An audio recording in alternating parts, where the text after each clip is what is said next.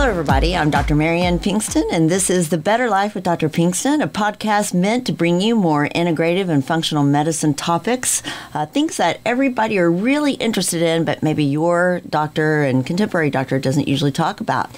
Today is no different. I want to bring aboard Jim Laval, who is a clinical pharmacist and a licensed clinic or certified clinical nutritionist, and has a clinic up in Austin, Texas, Cedar Park to be specific, with that I'm highly involved in, medical director, and absolutely love. We've got a lot of cutting edge new things going on up there. And I think today we'll bring aboard some information about dementia and Alzheimer's and some other neurological diseases. But Jim, welcome in again. It's always an honor to have you on. Oh, hi, Marianne. It's always great to be on your show. Thank you. I love it. Well, I, have been very interested in dementia, I think, as many people have, because it's a growing problem. I think also catching it early and doing some things ahead of time. Maybe you ought to define it, too, because, it's very confusing about which types of dementia are out there. There are various types. So tell us a little bit about the basics there on Alzheimer's and dementia. Well, in the end, they're categorized differently, but it all boils down to, creating neuroinflammation that occurs in the brain. And whether it's Alzheimer's specific, or it could be dementia related to vascular disease, having strokes, TIAs. In the end, we still end up with this problem of too much neuroinflammatory, or basically your brain on fire, which is damaging neurons. And when the neurons get damaged, they break apart, and then they release their components in the brain, and that triggers more inflammation. Right. So when you get this process started, you literally just kind of cascade down the process of continuing to destroy those neurons until you put the fire out. Right. Traditionally, we've been told that neurons can't heal. They can't regenerate. And I know you've spent a lot of time looking into this issue. Exactly. I mean, the reality is that our neurons degenerate or regenerate all through our life, and even when we're older. But the process is you have to be able to allow them to regenerate. Right. And one of the biggest things, we talked about preventatively, one of the big things that causes those neurons not to rebud, basically, it's chronic stress. When your cortisol levels are high, it blocks your stem cells in your brains that's responsible for those neurons to regrow and bud. It just blocks them. It stops those neurons from going from a stem cell to what's called a glial cell, right? A glial cell, which then buds. And then that budding ends up continuing to occur until what's called dendritic pruning. So you create all these extensions in the neuron, and that allows the neuron to reintegrate into your mapping of your neurons. And stress is a biggie. I mean, that's a big one. Yeah, it is. And then you think about one of the other big things. It's dementia, Alzheimer's, diabetes type 3, right? It's about regulating your blood sugar and making sure you're eating a diet that's low glycemic, and you should be checking on your blood sugars. For example, right there, I got a CGM on right now. I'm checking my blood sugars. Yeah. And, it's a process. I think a lot of people, they think, oh my gosh, my parents had dementia, that means I'm gonna head that way, and and of course that really scares people, and it should, right? Yes. But there's a lot that you can do, and there's everything. If we had to go down the list, it's from environmental burden, right? So you could be exposed, and like when you think of neurodegenerative disorders, other things like Parkinson's.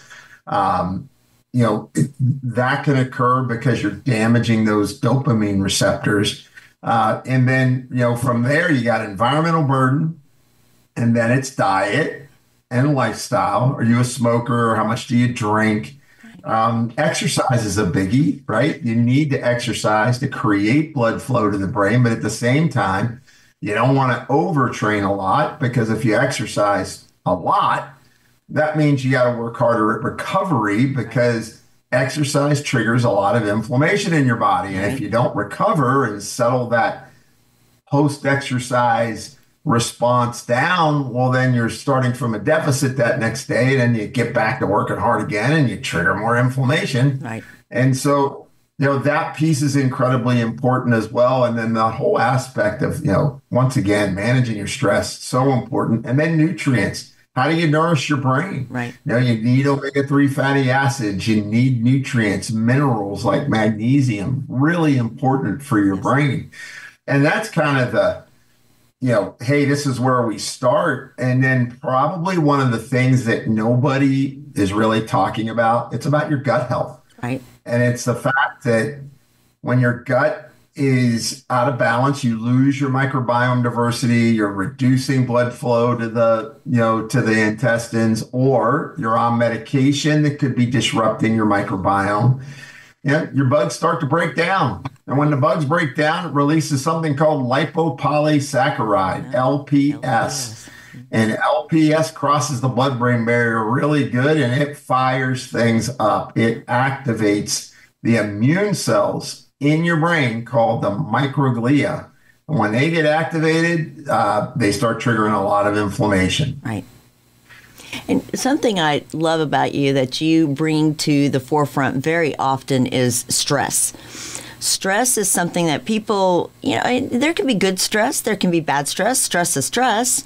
Even like you say, exercising and exercising too much or too little of anything, is not good, right? So there's always a happy medium. But you've always focused on stress and cortisol, what it does and how it, breaks down the gut and further, when the gut breaks down your brain chemistry. You don't make your brain chemistry as much, or, you create inflammation in the brain. And so something else that other people, I think, don't understand is the diabetes type 3.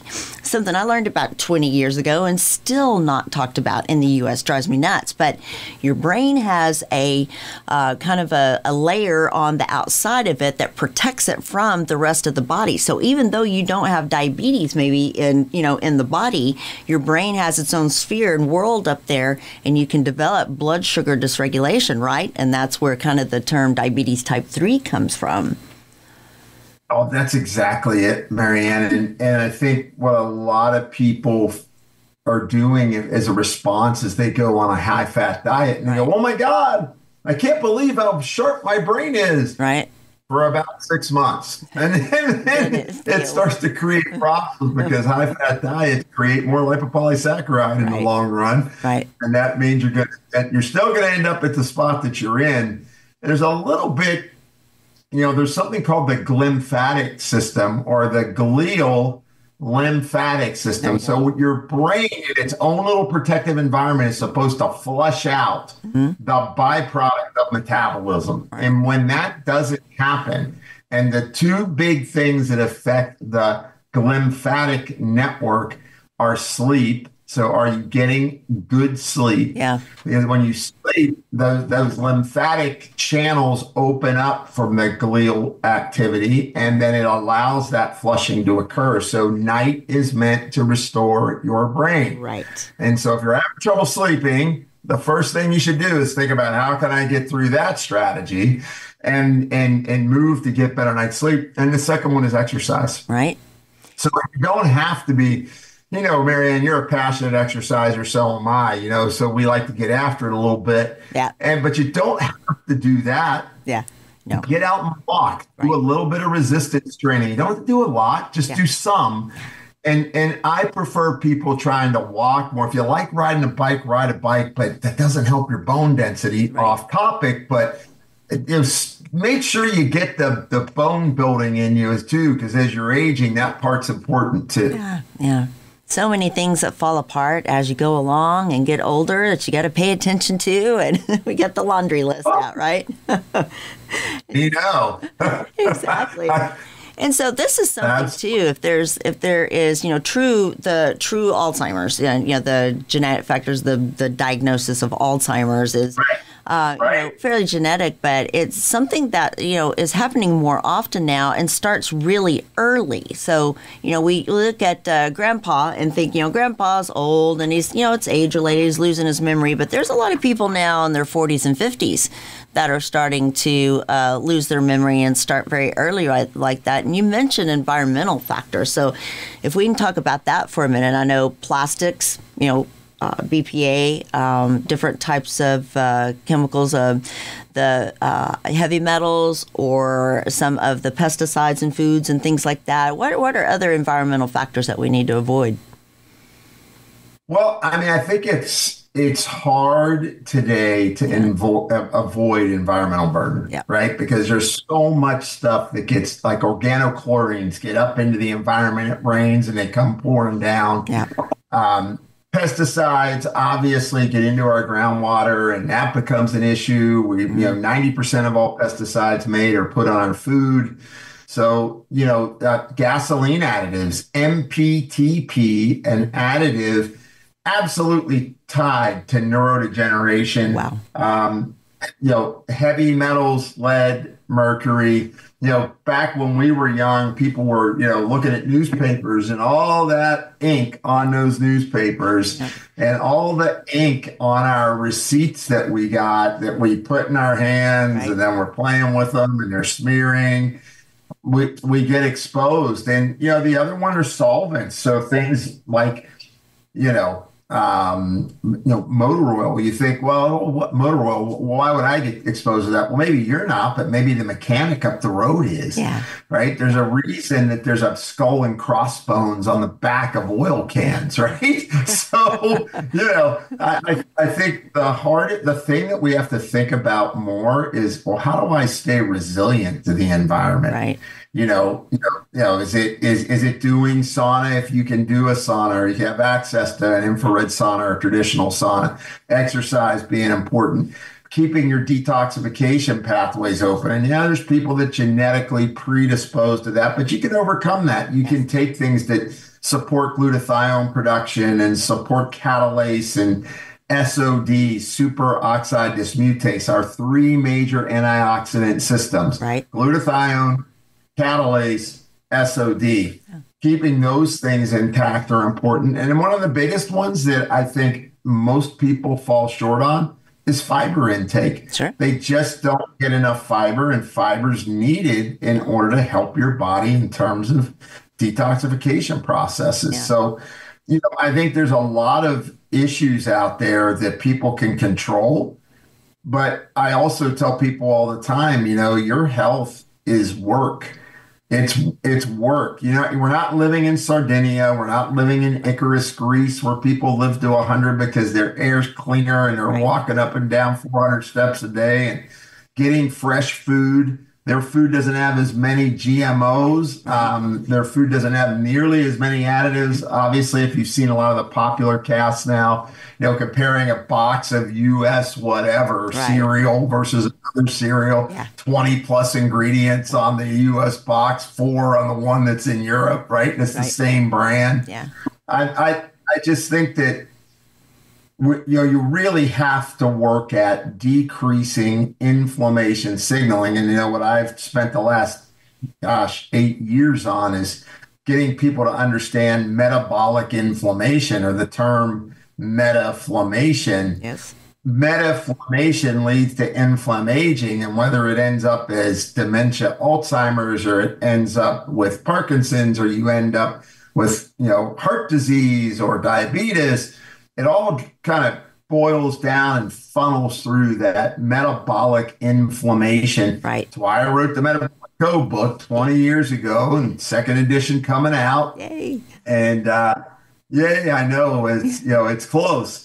And and what's funny is he started that journey. My son was rifling through my old PowerPoints, and he said, Dad, you started talking about metabolic code in 1997. Wow. And crazy to think, for me personally, Yeah. that being on this journey, when I first started talking about metabolic inflammation, people looked at me like, dude, you got two heads. And what do?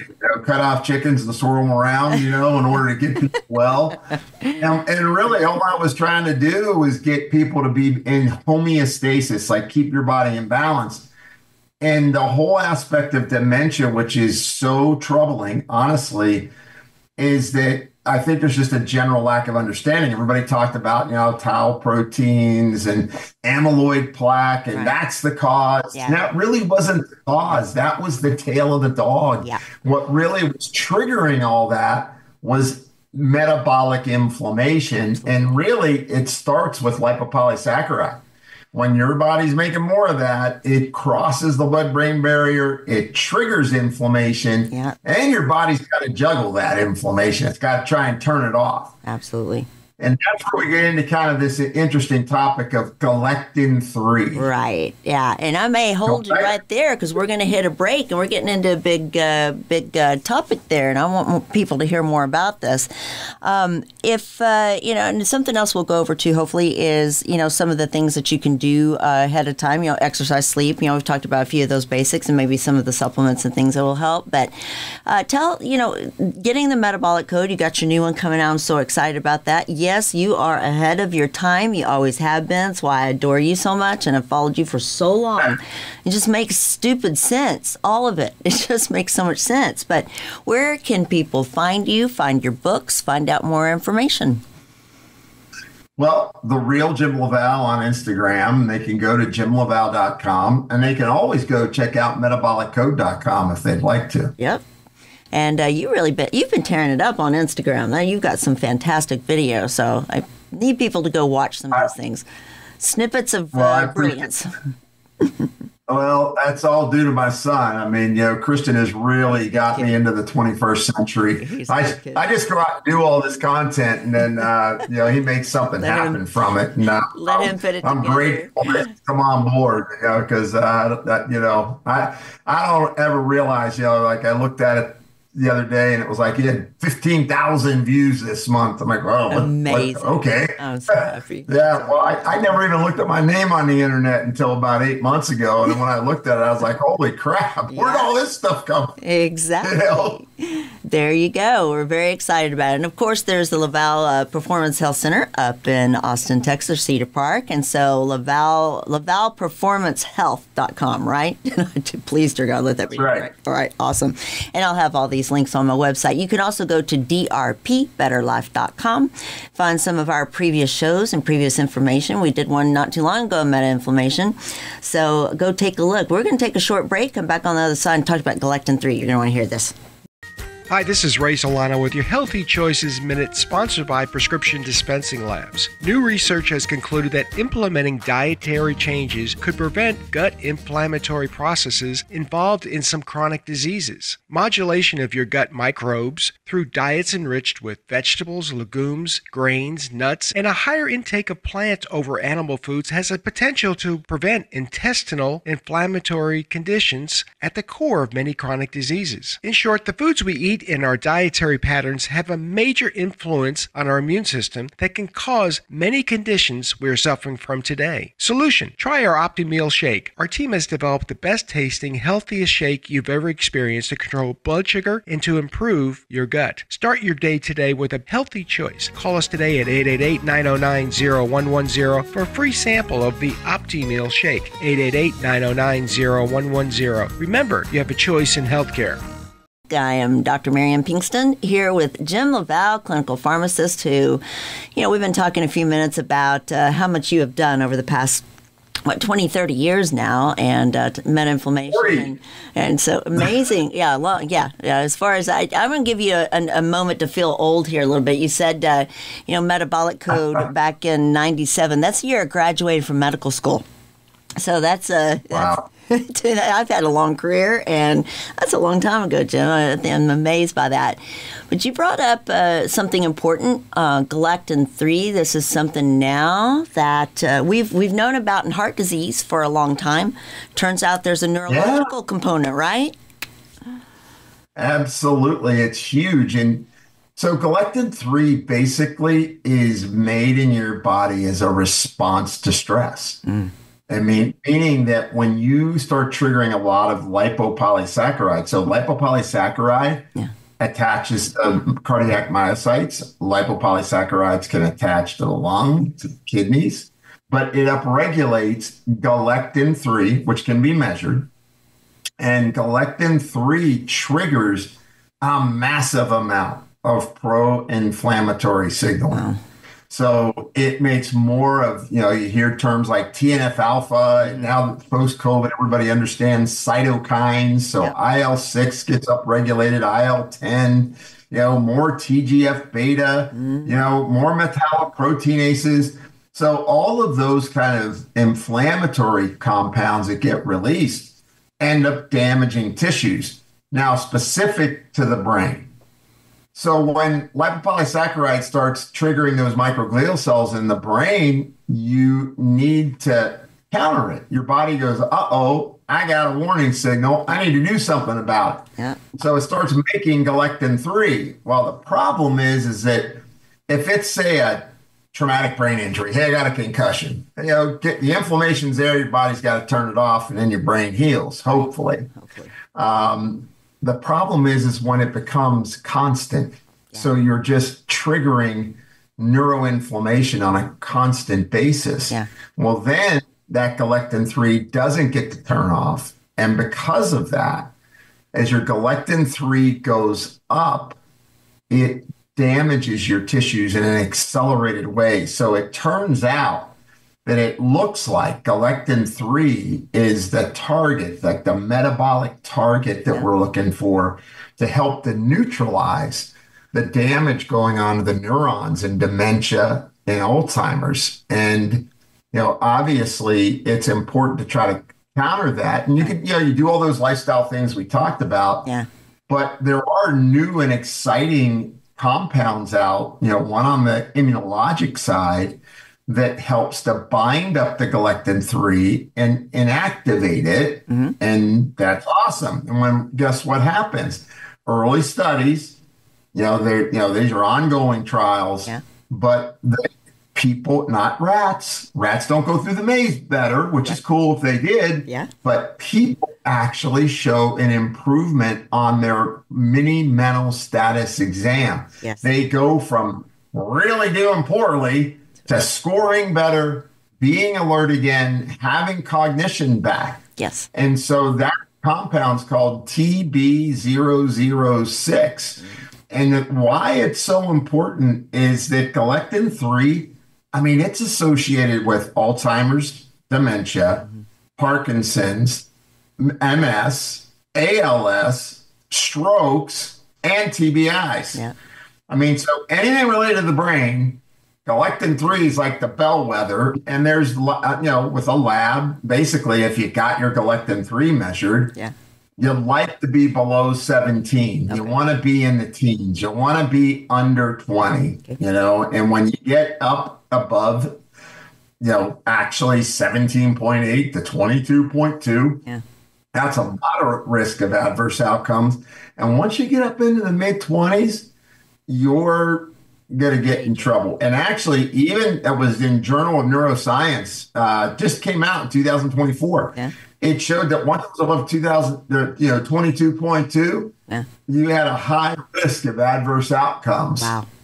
So related to heart failure and rapid progression of heart failure. So to your point, we knew about it. We did. But we really didn't understand its global role until recently. Literally, most of these studies are publishing in this year. Absolutely. So, microglial cells being upregulated once again plays a big role in Alzheimer's and other forms of dementia. So this is a big deal. Now, nutrient-wise, if you wanted to take a nutrient that helped to neutralize galectin-3s, modified citrus pectin.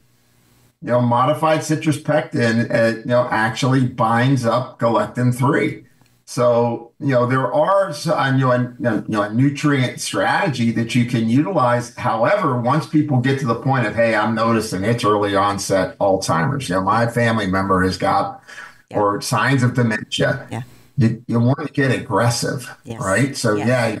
you want to check for metals, you want to check for mold, you'll want to make sure you clean up the diet, and how do I start to modulate stress?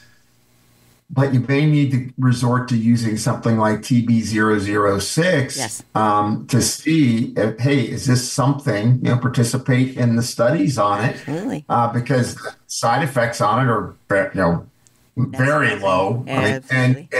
And people definitely, they've seen a difference in the clinical studies. Turned around and do real well. And we have the TB006 up in Cedar Park there at the Laval Performance Health doing assisting on some studies up there. We've got about a minute and a half left, so I want to make sure people know that they can find out more information about it. It's called True Binding, and we are offering that. So you have to meet some criteria in order to receive it, but you're helping others get good information and improving on the studies and moving forward. So how can people find us up there in Cedar Park?